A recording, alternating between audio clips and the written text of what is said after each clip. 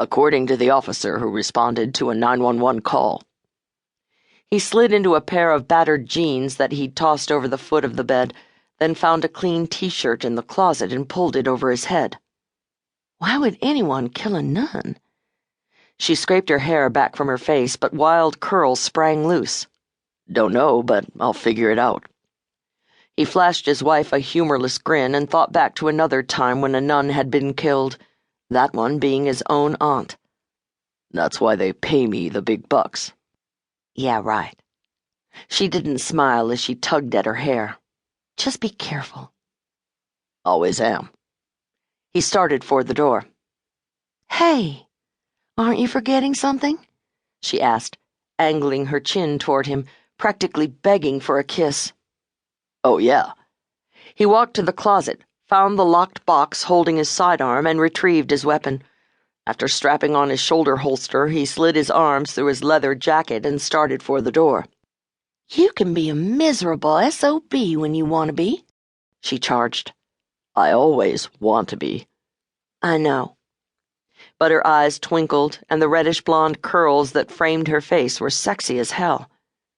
You're a father now, so don't take any unnecessary risks, okay? I want Benjamin to know his daddy. He snapped his Glock into place, then crossed the room and pushed her back onto the mattress. So do I. He stretched his body over hers and kissed her hard, his tongue probing her mouth, his hand splayed wide across her backside. Wait for me, he whispered against her ear. Not on your life, detective, she said, but there was a smile in her voice, and he had to keep his thoughts on the coming investigation to control the tightness in his groin and the rock-hard response she always elicited from him. One interested arch of her eyebrows could cause a reaction deep inside of him. Man, did he have it bad. Pussy whipped, his brother Cruz had commented on more than one occasion. In this case, Cruz was right. I'll be back as soon as I can. Be ready. Oh, God, save it, Montoya, she countered, and cocooned herself in the blankets again, covering her auburn curls with a pillow. And whatever you do, don't wake Benjamin, okay? Otherwise, I'll have to kill you. Again, her voice was muffled, but he got the message. He had no intention of waking their 3-month-old son. Smiling as he left the room, Montoya nearly tripped over Hershey, their big lug of a chocolate lab who, always on guard near the bedroom door, scrambled to his big paws and stood, blocking the hallway, his tail thumping against an antique sideboard. As ever, Hershey was ready for anything, especially to take Montoya's place in the bed. Forget it, okay? She needs her beauty sleep. I heard that, she said through the open door. Hershey took her voice as an open invitation and galloped into the bedroom.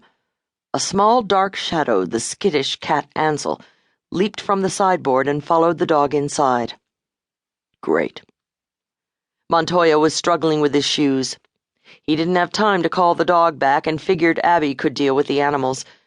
With bluish night lights as his guide, he headed through his long shotgun-style home, passing through the kitchen and living room to reach the front door. The night was muggy, thick. The smell of the sluggish Mississippi hung heavy in the air. Rain was falling hard, running in the street as he jogged across his soggy yard to the driveway and slid onto the familiar leather seat of his Mustang. He closed the door, jammed his key into the ignition, and the engine roared to life.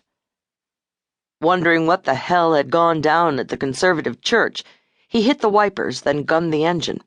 No siren, no lights, just the windshield wipers slapping away the rain as the car's radio played and the familiar voice of Dr. Sam, a late-night psychologist, wafted through the speakers. Frowning, he drove the familiar streets and recalled another case in which the host, Samantha Walker, was the intended victim. Fortunately, Dr. Sam was still around to help the people who called into her show. Traffic was sparse as he rolled through the wet, muggy night.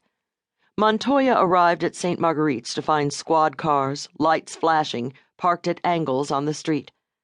A fire truck dominated the circular drive, with an emergency unit idling under one of the massive live oaks surrounding the building.